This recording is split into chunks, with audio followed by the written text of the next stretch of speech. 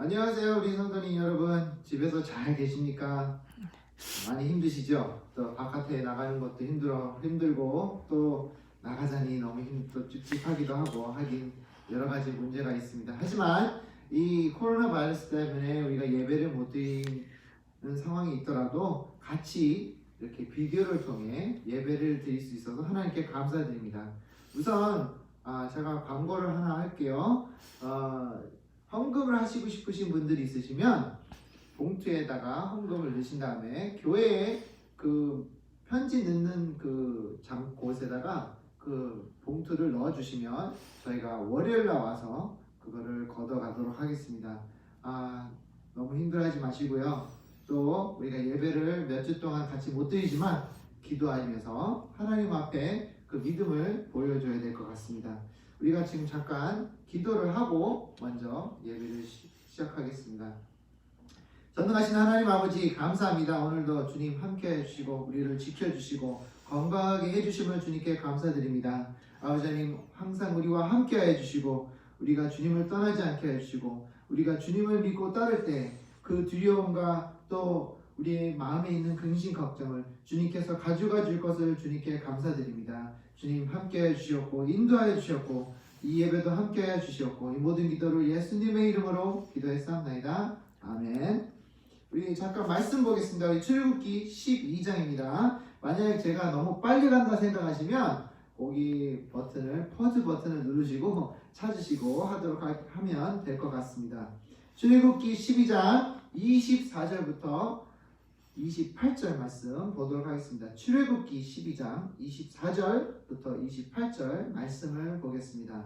제가 읽을 테니까 같이 따라 읽으시면 됩니다. 너희는 이 일을 규례로 삼아 너희와 너희 자손이 영원히 지킬 것이니 너희는 여호와께 허락하신 대로 너희에게 주시는 땅에 이를 때에 이 예식을 지킬 것이라.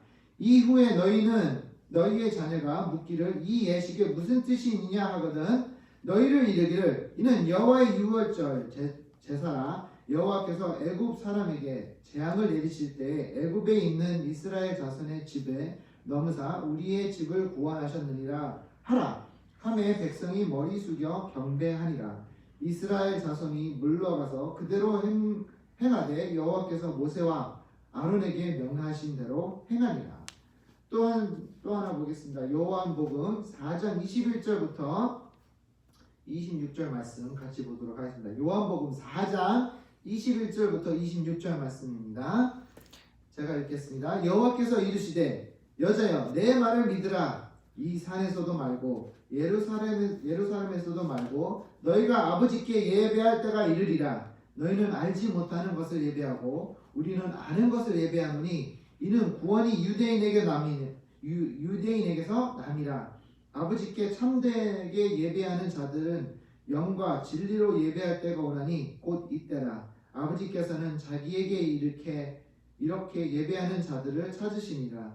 하나님은 영이시니 예배하는 자가 영과 진리로 예배할지니라.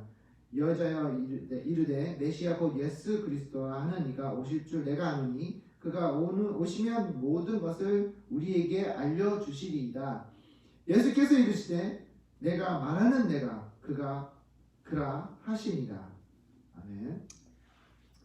오늘 말씀을 보면서 또 이 코로나 바이러스를 생각하면서 여러 가지 생각이 들었습니다. 이것이 이대로 끝나는 것인가? 아니면 우리가 과연 이 코로나 바이러스와 또 여러 가지 불안함과 지금 주식이나 여러 가지가들이 좀 많이 불안정하기도 합니다. 하지만 우리가 이런 상황일수록 더 하나님을 믿고 하나님을 따라야 될 시기라고 저는 생각합니다. 이런 때 우리가 하나님을 믿지 않고 따르지 않고 다른 방법, 또 세상이 주는 방법으로 따라갈 때 더욱더 힘들어질 것이고 또 우리가 마음의 불안함이 더 커질 것을 하나님께 다시 한번 고백합니다. 우리가 이 사순절을 이제 계속하면서 이제 그 말씀을 보고 있는데요. 오늘 말씀은 유월절을 기억하라라는 제목으로 말씀을 보도록 하겠습니다. 우리가 첫 번째 하나님은 모세를 통해 이스라엘 백성들에게 뭐를 주었냐면 희망을 주었습니다. 희망을 주었고 그 희망을 주었을 때 그 메시지를 듣고 이스라엘 백성들이 하나님의 말씀을 따랐다고 제가 말씀을 저번 주에 드렸습니다. 그 말씀을 듣는 순간 우리가 하나님이 나를 구하여 주실 것이다. 하나님이 나와 함께하여 줄 것이라는 것을 믿고 따랐을 때 백성들에게 희망이 생겼고 그 하나님이 주시는 말씀과 명령을 따를 수 있었다라는 것입니다. 우리 모세가 그 말씀을 명령을 듣고 따랐을 때 하나님이 함께 하셨고 그 함께 하신 역사를 통해 하나님이 주시는 그 능력과 하나님이 또 주시는 용서와 모든 것을 통해 이스라엘 백성들이 구원을 얻었고 또 그 노예 생활에서 벗어날 수 있었던 것을 우리가 알 수 있습니다. 우리가 또 이 말씀을 봤을 때 우리가 세 가지를 볼 수 있습니다. 첫 번째, 하나님의 약속을 이스라엘 백성들에게 주신 약속을 지켰다. 그리고 두 번째는 하나님이 이스라엘 백성들을 통해 포기하지 않으셨다는 걸 알 수 있고요. 그 다음에 세 번째는 하나님이 이스라엘 백성들에게 울부짖음을 또 기도함을 들으셨다라는 것을 우리가 알 수 있습니다. 얼마나 감사한지 모릅니다. 왜냐하면 우리가 기도하고 또 어떨 때는 혼자 있는 것 같기도 하고 하나님이 안 들어주실 것 같은 그런 느낌이 들 때가 있지만 하나님은 우리의 기도를 들어주시고 우리가 울부짖을 때 하나님은 그걸 다 듣고 계신다는 것을 우리가 알 수 있습니다. 우리가 예수님 또한 우리가 요한복음을 볼 때 예수님도 그 우물가의 여인과의 나누는 그 대화를 통해 우리가 무엇을 알 수 있냐면 첫 번째, 하나님은 메시아를 보내실 것이다. 그리고 그 약속을 예수님을 통해 지켜졌다는 것을 우리가 알 수 있고요. 그리고 예수님을 통해 하나님이 이 백성들 또 우리 지금 우리도 포함되어 있는 거죠. 우리도 우리를 포기하지 않으셨고 구원하셨다는 것을 우리가 알 수 있고요. 그 다음에 예수님이 우리의 기도를 듣고 계신다. 하나님이 예수님을 통해 우리의 기도를 들어주신다라는 것을 다시 한번 알 수가 있습니다. 그 6월절에 우리가 대부분 아는 것은 뭐죠? 이스라엘 백성들이 양의 피를 붙인 그 문은 넘어갔고, 그죠? 피가 없는 곳은 거기에 사망이 있었습니다. 그런 것처럼 하나님이 예수님을 통해 똑같은 역사를 이루셨다는 겁니다.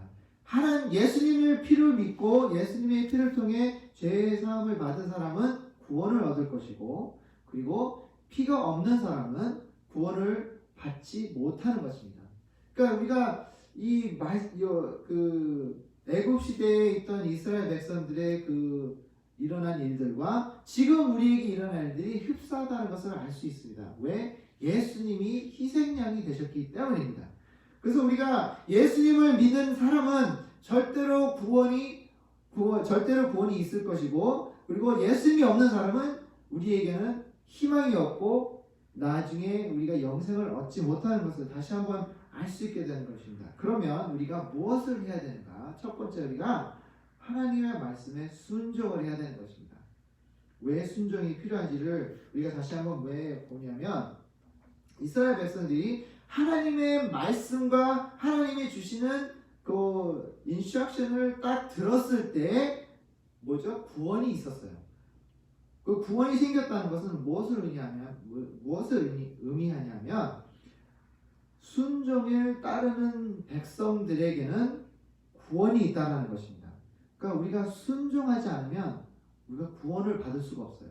아무리 우리가 지식으로 또 여러 가지 책을 통해 또 말씀을 막 외우고 또 많은 지식을 가지고 있다 하더라도 거기에 대한 순종이 따르지 않으면 구원은 우리가 받을 수 없는 것입니다. 우리가 똑똑해서 구원을 받는 것이 아니라, 우리가 많은 지식을 갖기 때문에 구원을 얻는 것이 아니라, 우리가 얻은 그 지식, 그리고 여러 가지 말씀을 통해 우리가 그것을 마음에 와닿고 그 와닿는 마음을 행동으로 옮겼을 때 구원이 생기는 것입니다. 근데 많은 분들이 교회를 다녀요. 이 세상에 4분의 1이 교회를 다닌다고 합니다. 기독교인이라고 합니다. 그러면 그 4분의 1이 전부 다 구원을 받았을까요? 뭐 받을 수도 있겠지는 하겠지만, 교회를 나간다고 해서, 내가 말씀을 봤다고 해서, 내가 설교를 들었다고 해서 구원을 얻는 것은 아닙니다. 구원을 얻기 위해서는 우리가 무엇을 해야 되냐면 하나님께 내 모든 것을 내려놓고 순종을 해야 된다는 겁니다. 말씀이 무엇을 원하는지를 알고 거기에 대한 순종, 그리고 거기에 대한 복종이 따라야 된다는 것입니다. 이스라엘 백성들이 만약에 그 피를 그 문에다가 묻히지 않았다면, 거기에 있는 그 묻히지 않은 백성들은 분명히 거기에 사망을 느꼈을 것이고 구원을 받지 못했을 것입니다. 하지만 이스라엘 백성들은 말씀을 들었고 그 희망의 메시지를 들은 후에 거기에 대한 하나님의 명령을 따른 그 백성들은 구원을 얻을 수 있었고, 그 다음에 노예 생활에서 벗어날 수 있었죠. 우리는 그러면 똑같은 상황이 있습니다. 우리가 죄에서 벗어나려면, 죄에서 그리고 또 사망에서 벗어나려면 우선 하나님의 말씀을 우리가 듣고 그 말씀을 통해 우리가 순종을 해야 되는 것입니다. 순종이라는 것은 무엇입니까? 내가 하고 싶거나 하고 싶지 않은가, 그거를 모든 걸 내려놓고 말씀에 내가 이것을 따라야 된다, 이것은 진실이라고 생각하고 거기에 대한 우리가 액션이 있어야 되는 거예요. 행동이 있어야 되는 겁니다. 올바른 것을 우리가 알고 거기에 대한 행동을 우리가 취했을 때 거기에 큰 구원이 있을 것이고 구원을 우리가 얻을 수 있다는 것입니다. 그러면 마지막으로 우리가 이 액션, 그렇죠? 행동을 취하는데 무엇이 필요한가? 첫 번째, 우리가 하나님의 희망이 된 메시지를 우선 들어야 됩니다. 우리가 듣고 거기에 대해 하나님이 누구인지, 하나님이 왜 나를 사랑했는지 이해를 하고 그 이해가 생긴 다음에 뭐가 있어야 되죠? 행동이 있어야 된다는 것입니다. 행동이 따라줬을 때, 내가 이것이 진실이었구나, 이것이 과연 진정으로 하나님이 원하셨던 거였구나라는 것을 알고 이제 마음의 믿음이 확실히 가는 것이고, 이제는 믿음이 확실히 가면 내가 두려울 것이 없어요. 디모데 전서 1장 7절에 이런 말씀이 있습니다. 하나님이 우리에게 주신 것은 두려워하는 마음이 아니요 오직 능력과 사랑과 절제하는 마음이 있으니라고 했습니다. 우리가 지금 코로나 바이러스 때문에 많이 두려워하고 또 이게 어떻게 될까? 과연 이 미국 정부가 또 미국이 살아남을 수 있을까? 전 세계가 또 이렇게 멸망하는 것이 아닌가 하는 그러한 의심이 가시는 분들도 있습니다. 하지만 하나님의 말씀을 믿고 그 희망의 메시지를 우리가 알고 따랐을 때에 어떤 일이 일어나냐면 우리 마음속에 불안한 것이 아니라 안정이 생기고 평화가 생깁니다. 여러분, 평화라는 것은 무슨 의미를 뜻하냐면 하나님을 믿는다는 것입니다. 하나님을 믿으면 거기에 평화가 있습니다. 하나님의 이름 중에 하나가 뭐죠? 평화예요. 평화. 하나님은 평화입니다. 그렇기 때문에 하나님이 우리 마음에 있으면 두려움이 아니라 평화가 있을 것입니다. 여러분, 이렇게 힘들고 또 두려울 이 시점에서 우리가 이스라엘 백성들처럼 순종을 하고 말씀에 순종을 하고 하나님께 모든 것을 다 내려놓았을 때 그때 우리에게는 두려움이 아닌 평화가 있을 것입니다. 힘듭니다. 또 두렵습니다. 하지만 이럴 때일수록 하나님을 더 붙잡아야 되지 않을까 하는 생각이 듭니다. 여러분, 하나님을 붙잡으시고 말씀에 그 주시는 희망을 가지고 이제는 두려움에 떨고 있는 것이 아니라 하나님을 내 마음속에 받아들여 더 이상 두려움에 떠는 것이 아니라 평안한 마음으로 하나님과 함께 하시길 바랍니다. 여러분, 기도하시기 바랍니다. 그리고 우리가 다음에 또 만날 때 그때는 기쁜 모습으로 또 즐거운 모습으로 만났으면 좋겠습니다. 잠깐 기도하겠습니다. 하나님 아버지, 감사합니다. 오늘도 좋은 날 주시고 또 이런 좋은 말씀을 주신 것을 감사합니다. 아버지 하나님, 이 불안정하고 또 두려운 이 시간 주님은 모든 것 주님께 맡기고 주님이 함께하여 주실 것을 믿습니다. 주님 함께하여 주신 것을 감사하고 이 모든 것을 예수님의 이름으로 기도했사옵나이다. 아멘.